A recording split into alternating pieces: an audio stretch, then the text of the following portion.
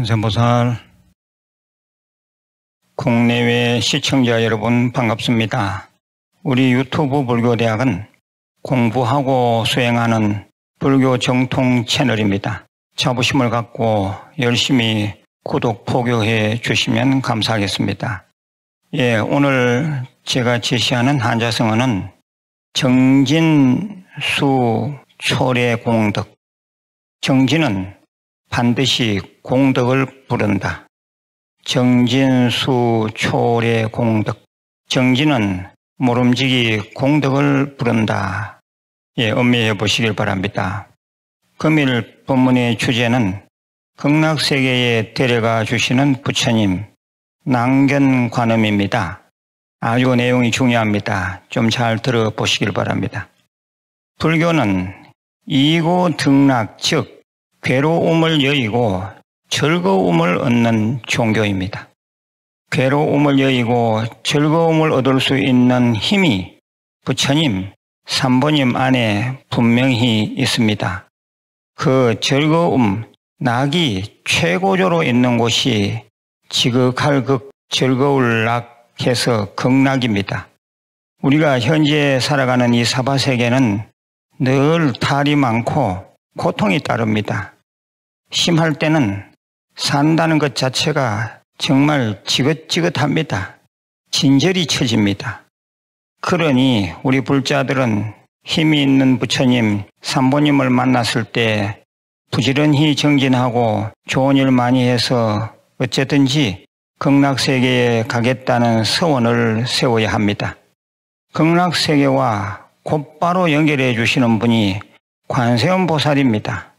이때 관세음보살님의 구체적 이름이 낭견관음입니다.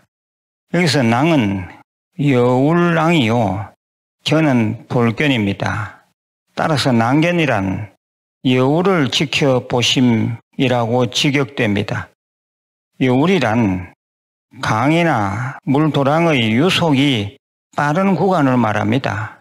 여울은 물살이 세기 때문에 콸콸 소리도 납니다. 저희들은 어릴 때 종이배를 만들어 도랑에 띄우는 놀이를 자주 즐겼습니다. 종이배가 도랑이 넓을 때는 순순히 잘 가다가 여울에 들면 뒤뚱거리며 곧 넘어질 듯 가라앉을 듯 합니다. 그러면 종이배 주인이 위에서 내려보다가 얼른 종이배를 손으로 건져냅니다. 그 순간처럼 낭견관세음보살님은 그러한 역할을 하십니다. 낭견, 여울랑, 볼견. 여기서 이 여울의 의미는 무상이 빠르고 위태위태한 우리네 인생살이에 비유됩니다. 법구비유경이란 경전에는 이런 얘기가 나옵니다. 옛날 엄청난 재산을 가진 한 바라문의 외아들이 20살이 되자 장가를 갔습니다. 다른 사람의 100년 같은 일주일이 지나갔습니다. 정말이지 깨소금 같은 시간이었습니다. 신랑 신부는 일주일 만에 방을 나와 손 꼭 잡고 뒷동산에 올랐습니다. 마침 벚꽃이 만발해 있었습니다. 신랑은 사랑스러운 신부에게 꽃을 꺾어주려고 나무 위를 올라갔습니다. 그런데 꽃가지를 꺾는 순간 중심을 잃고 그대로 땅에 떨어져 즉사하고 말았습니다. 식구들이 달려왔지만 우는 일 외에는 할 수 있는 일은 없었습니다. 곧 장례가 치러졌습니다. 부처님은 그 소식을 듣고 위문차 직접 그 집을 가셨습니다. 부처님은 그들에게 법문하셨습니다. 그만 울어라.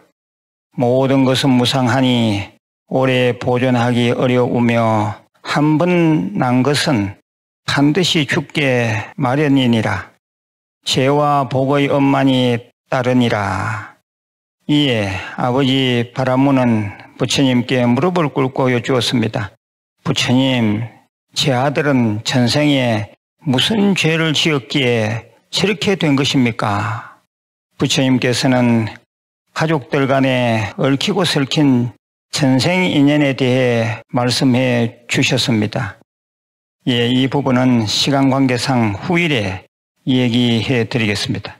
아무튼 여기서의 핵심은 사바세계에서의 행복은 극히 짧으며 삶 자체가 위태위태하다는 것입니다. 이 사실은 누구에게나 다 공통적입니다. 우리네 인생이 여우를 지나가는 종이배 같다고 생각해 보십시오. 기도를 아니할 수가 없습니다. 우리들이 너무 쉽게 사바세계라고 말하는데 이 사바세계란 고해, 즉 고통의 바다입니다. 고통의 바다는 바람이 세고 파도가 높습니다. 그 바다에서 내 몸을 의지한 돛담배 하나가 물에 잠길 듯 위태롭게 떠 있습니다. 참으로 바다는 심하게 파도치는 고통 그 자체입니다. 이때 우리는 기도를 아니할 수가 없습니다. 그 순간 우리의 기도에 응답해 오시는 분이 관세음보살입니다. 낭견관음입니다. 우리가 관세음보살님을 100% 믿음을 갖고 의지하면 여여부동, 즉 여여해서 흔들리지 않을 수 있습니다. 우리가 살아가는 이 사바세계의 고통을 부처님께서는 4가지 고통, 생로병사, 사고와 8가지 고통, 생로병사, 에베리고, 원정해고, 구부독고, 오온승고의 8고로 말씀하셨습니다. 좀 어렵죠. 현대적으로 좀 더 쉽게 설명하면 이렇습니다. 왜 이 세상이 고통스러운가? 첫째는 나와 물질과의 조화되지 못하는 관계로 괴롭습니다.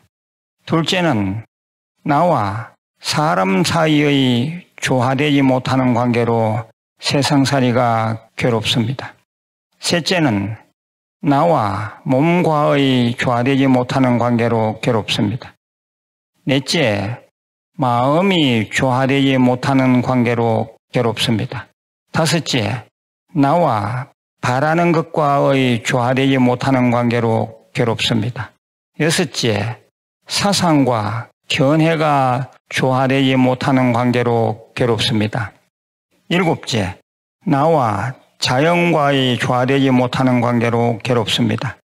잘 한번 음미해 보시길 바랍니다. 나중에 또 설명을 드리겠습니다. 아무튼 이 세상은 무상하기 때문에 늘 불안하고 힘이 듭니다. 그 중에 가장 힘든 일이 죽음입니다. 그 죽음을 대비하고 죽음 이후의 세상을 대비해서 우리들에게 나타나는 분이 낭견관세음보살입니다. 낭견관세음보살님은 여울의 그 위태위태한 상황에서 우리를 구제해 주시는 분입니다. 구고군안이라 중생이 간절한 마음으로 자신을 부르는 소리를 들으시면 곧바로 달려오십니다. 이 생을 사는 동안도 그렇지만 이 생이 끝나는 죽음의 여울에서도 불자가 관세음보살, 관세음보살, 관세음보살, 관세음보살 하고 관세음보살님을 지극정성 부르면 관세음보살님은 곧바로 오셔서 연화대에 그 불자를 앉혀 극락세계로 데려가십니다. 극락세계에서 관세음보살님은 법문도 해 주십니다. 다시 말씀드립니다. 관세음보살님은 모든 불보살님 가운데 사바세계와 극락세계를 연결해 주시는 유일한 분이십니다.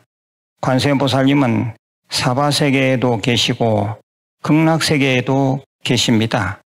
관세음보살님의 명호를 부르고 또 관해서 관세음보살님이 내 몸이 되고 내 정신이 되면 임명종시에 관세음보살님이 극락세계로 꼭 인도해 주실 겁니다. 그곳은 한없이 좋은 백화도량으로 윤회하지 않은 정토이자 성불의 대기소입니다. 오늘은 역할로 본 33관세음보살님 중에 31번째 낭견관음에 대해 말씀드렸습니다. 이제 관세음보살님 2분만 남았습니다. 앞에 것 30분을 다 좀 찾아서 들으시길 바랍니다. 우리 불자들은 그 어떤 경우에도 관세음보살님을 놓쳐서는 안 되겠습니다. 예, 마지막으로 공지사항입니다. 제가 늘 말씀드리는 5대 수행은 불자라면 반드시 하셔야 합니다.